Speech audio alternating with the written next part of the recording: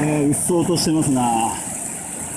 急に魚が薄くなって、やっぱ場所によって濃いとこと薄いとこがあるのかな。おお、見事な奈良の木だ。す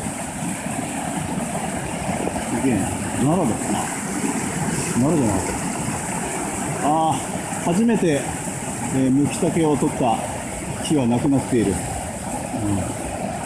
こら辺カモシカが多いですよね。けどやっぱ水多い。めっちゃ多い。